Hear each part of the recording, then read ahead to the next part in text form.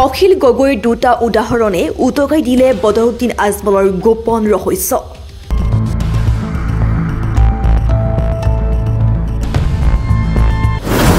উদাহৰণ নম্বৰ 1। কেইদিনমান পূৰ্বে ৰাজ্যসভাৰ নিৰ্বাচন হৈছিল। সেই নিৰ্বাচনত অখিল গগৈয়ে উঠাইছিল ৰিপুণ বৰাক আৰু বিজেপিয়ে উঠাইছিল পবিত্ৰ মাৰ্ঘেৰিটাক। সেই সময়ত বদৰুদ্দিন আজমলৰ দলৰ বিধায়ক কৰিমুদ্দিন বৰভূঞাই অখিল গগৈৰ সহায় বিচাৰি ওচৰত বহি ক'লে এইবাৰ ৰাজ্যসভাৰ ভোট বিজেপিক দিব লাগে বুলি কয়। এই কৰিমুদ্দিন বৰভূঞা বুলি বিধায়কজন মোৰ কাষতে আহি বহিলে ক'লে যে অখিলা আপোনাক কথা এটা ক'বলৈ আহিছোঁ। মই কওকচোন কওক। বোলে আপুনি এটা সহায় কৰিব লাগে। মই কওকচোন কি বোলে আপুনি এইবাৰ ৰাজ্যসভাৰ ইলেকশ্যনত আপোনাৰ ভোটটো বিজেপিক দিব লাগে। কিন্তু অখিল গগৈয়ে খঙত কি ক'লে বুলি উত্তৰ দিয়াত কৰিমুদ্দিন বৰভূঞাই ক'লে দৰকাৰ হ'লে আপোনাক 3 পৰা 5 কোটি টকা দিম। AIDFৰ MLA কৰিমুদ্দিন বৰভূঞাই মোক আহি কৈছে যে অখিলদা আপুনি ৰাজ্যসভাৰ ইলেকশ্যনত আপোনাৰ ভোটটো বিজেপিক দলক দিব লাগে। গতিকে আপুনি ভোটটো দিয়ক, দৰকাৰ হ'লে আপোনাক 3 কোটিৰ পৰা 5 কোটি টকা দিব। যাৰ বাবে বিধায়ক অখিল গগৈয়ে বালিকুৰিত ৰকিবুল হুছেইনৰ নিৰ্বাচনী সভাত ৰাইজৰ আগত AIUDFৰ বিধায়ক কৰিমুদ্দিন বৰভূঞাক অসমৰ ভিতৰত আটাইতকৈ ডাঙৰ দালাল আৰু গাদ্দাৰ বুলি আখ্যা দিয়ে। এয়া AIUDF দলৰ প্ৰকৃত স্বৰূপ বুলি অখিল গগৈৰ মন্তব্য। উদাহৰণ 2। AIUDF কি বস্তু হয়? বদৰুদ্দিন আজমলৰ ভাতৃ চিৰাজউদ্দিন আজমল AIUDF দলৰ লিডাৰ। তেওঁৰ নেতৃত্বত AIUDF দলৰ সকলো বিধায়ক মুখ্যমন্ত্ৰী হিমন্ত বিশ্ব শৰ্মাৰ ঘৰত গৈ বহি থকা অৱস্থাত DGP আৰু অসমৰ সকলো SP সকলক নিৰ্দেশ দিছে যে এতিয়াৰে পৰা কোনো আৰক্ষীয়ে আগৰ গছ ধৰিব নোৱাৰিব বুলি অখিল গগৈয়ে মন্তব্য কৰে। কিন্তু সংখ্যালঘু বিধায়কসকলে উচ্ছেদ বন্ধ কৰিবলৈ চৰকাৰৰ ওচৰত যোৱা নাই। মাদ্ৰাছা ভাঙিছে, বন্ধ কৰিবলৈ যোৱা নাই। গুলীয়াই হত্যা কৰিছে, বন্ধ কৰিবলৈ যোৱা নাই। নামনি অসমৰ ৰাইজে চুপাৰী শুকাই বিক্ৰী কৰিছে, সেইবিলাক যাবলৈ দিয়া নাই। কিন্তু কিছুমান বন্ধ কৰি ৰাখি বৰ্তমান 1 কেজি চুপাৰীৰ পৰা 32 টকা গুঞ্জোৱা টেক্স লগায়। AIUDFৰ বিধায়কসকলে এইবিলাক লৈ যোৱা নাই, কিন্তু তেওঁলোকে গৈছে বদৰুদ্দিন আজমলৰ ব্যৱসায় ফ্ৰী কৰিবলৈ গৈছিল, যাতে পুলিচে কোনো দিগদাৰ নকৰে। এইবুলি অখিল গগৈ AIUDF দলক দুটা উদাহৰণ দি বদৰুদ্দিন আজমলৰ গোপন ৰহস্য উদঙাই দিয়ে।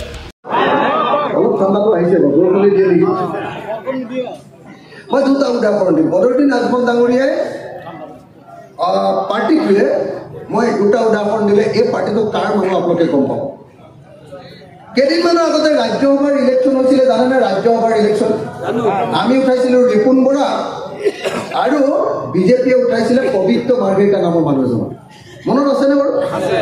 সেই ইলেকশ্যনটোৰ আগে আগে মই এইটো চাইডত এই টেবুলখনত আমাৰ দুটা চিট থাকে নহয় MLA হিচাপে, ইয়াত মই বহি আছিলোঁ। হঠাতে ইয়াত মই বহি আছিলোঁ, হঠাতে মোৰ সোঁফালে আহি বদৰুদ্দিন আজমল দলৰ বিধায়ক কৰিমুদ্দিন বৰভূঞা, নামটো শুনিছেনে? অসমৰ আটাইতকৈ দালাল বিধায়কজনৰ নাম কৰিমুদ্দিন বৰভূঞা। একদম পৃথিৱীৰ 2 নম্বৰ সাধু বুলি ক'লে ই আটাইতকৈ ডাঙৰ দালাল আৰু অসম, বুজিছে না? এই কৰিমুদ্দিন বৰভূঞা বুলি বিধায়কজন মোৰ কাষতে আহি বহিলে ক'লে যে অখিলা আপোনাক কথা এটা ক'বলৈ আহিছোঁ। মই কওকচোন কওক। বোলে আপুনি এটা সহায় কৰিব লাগে। মই কওকচোন কি বোলে আপুনি এইবাৰ ৰাজ্যসভাৰ ইলেকশ্যনত আপোনাৰ ভোটটো বিজেপিক দিব লাগে। কোনে কৈছে? AIDFৰ MLA, AIDFৰ মুছলমান পাৰ্টি, AIDFৰ MLA কৰিমুদ্দিন বৰভূঞাই মোক আহি কৈছে যে অখিলদা আপুনি ৰাজ্যসভাৰ ইলেকশ্যনত আপোনাৰ ভোটটো বিজেপিক দলক দিব লাগে। মই ক'লো কি ক'লে আপুনি? মোৰতো অলপ খং বেছি, আপোনালোকে জানে। মই ক'লো কি ক'লে আপুনি? কোৱাৰ লগে লগে নহয় মানে আপুনি কথাটো বুজা নাই, এনেকৈ কৈছে। মই কি বুজিব লাগে কওকচোন? কৈছে আমি মুছলমান মানুহ, আমি যদি বিজেপিক ভোট দি দিওঁ মুছলমান মানুহে গম পালে আমাৰ গলা কাটি দিব, এনেকৈ কৈছে। কিন্তু যদি আপুনি ভোট দিয়ে মানুহে কোনেও গমেই নাপাব, কাৰণ আপোনাক অসমত মানুহে খুব বিশ্বাস কৰে। গতিকে আপুনি ভোটটো দিয়ক, দৰকাৰ হ'লে আপোনাক 3 কোটিৰ পৰা 5 কোটি টকা দিব কোনে কৈছে AIDFৰ MLA কৰিমউদ্দিন বৰভূঞা কাক কৈছে অখিল গগৈ বুজিলে অখিল গগৈ বিজেপি চৰকাৰক ভোট দিবৰ কাৰণে কৈছে কোনে কৈছে এজন মুছলমান MLA এটা মুছলমানৰ দল AIDF সংখ্যালঘুৰ দল বুলি কয়নে নকয় সংখ্যালঘু দলৰ MLA জনে মোক কৈছে মই হিন্দু মানুহ মোক আহি কৈছে যে বিজেপিক ভোটটো দিব এই কিমান ডাঙৰ গাদ্দাৰ হ'ব লাগিব আপোনালোকে নিজে বিশ্বাস কৰক এই কিমান এটা বিশ্বাসঘাতক কিমান গাদ্দাৰ ডাঙৰ হা তেনেকৈ ডাইৰেক্ট মোক কৈছে তো সেইকাৰণে মোক যদি কোনোবাই কয় যে AIDF পাৰ্টিটো খুব ভাল পাৰ্টি AIDF পাৰ্টিটোৱে বিজেপিৰ বিৰোধিতা কৰে AIDF পাৰ্টিটোৱে মুছলমানৰ পক্ষত কাম কৰে তেতিয়াহ'লে মোক এইটো আপোনালোকে ক'লেতো মই বিশ্বাস নকৰোঁৱে মোক ভগৱানে ক'লেও মই বিশ্বাস নকৰোঁ মোক আল্লাই ক'লেও বিশ্বাস নকৰোঁ জানেনে ডাইৰেক্ট মোক আহি নিজে কৈছে যে তুমি বিজেপিক ভোট দিব মই একদম এনেকৈ বুজিছে কি ক'লে বুলি ক'লো সি ভয়তে পটককৈ উঠি গুচিব এইটো হ'ল আচলতে AIDF দলৰ প্ৰকৃত চৰিত্ৰ মোৰ নিজৰ জীৱনৰ অভিজ্ঞতাৰ পৰা আপোনালোকক কৈছোঁ কথাটো আৰু এটা উদাহৰণ দিলে আপোনালোকে গম পাব একদম ফাইনেল কথাটো গম পাই যাব AIDF কি বস্তু হয় AIDFে আপোনালোকে জানে যে এইবাৰ যেতিয়া হিমন্ত CM হ'ল হিমন্ত CM হোৱাৰ মাহৰ পাছত বদৰুদ্দিন আজমলৰ ভায়েকে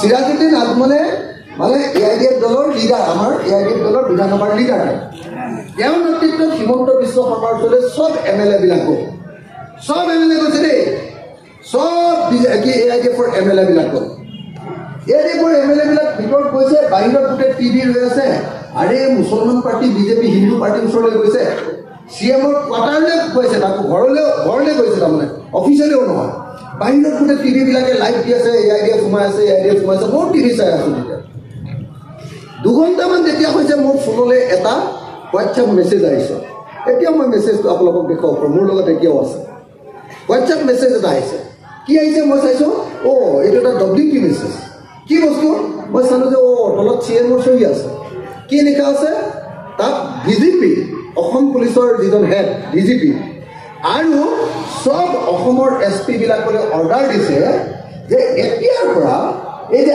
আঁতৰ বনাই যে তাৰ আঁতৰ বনোৱা গছজোপাৰ নাম কি আগৰ এতিয়াৰ পৰা কোনো পুলিচে কোনো আগৰ গছৰ গাড়ী ধৰিব নোৱাৰিব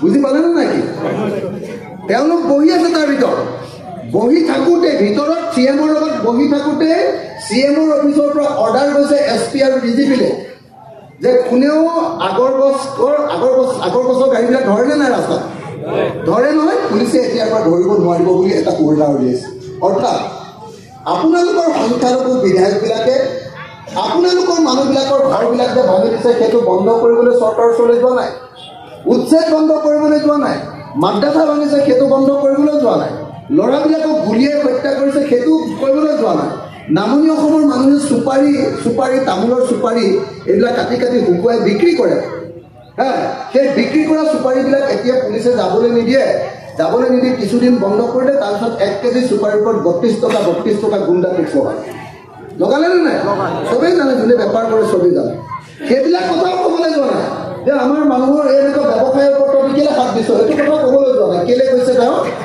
তেওঁ গৈছে কেলে তেওঁলোক গৈছে যে বদৰুদ্দিন আজমলৰ ব্যৱসায়টো ফ্ৰী কৰি দিব লাগে তাত পুলিচে কোনো দিগদাৰ কৰিব নালাগে কথাটো বুজিছেনে তো আজমল পাৰ্টি তাৰমানে সংখ্যালঘু সমস্যা সমাধান কৰা পাৰ্টি নহয় আজমল পাৰ্টি হ'ল মৌলানা বদৰুদ্দিন আজমলৰ এটা কোম্পানী সেই কোম্পানীটোৰ ব্যৱসায়টো ভাল কৰাৰহে এটা ৰাজনীতি কৰে মই খোলাখুলিকৈ কোৱা মানুহ খোলাখুলিকৈ আপোনালোকে বেয়া পালেও মই কৈ দিম News Desk Report, Any Live.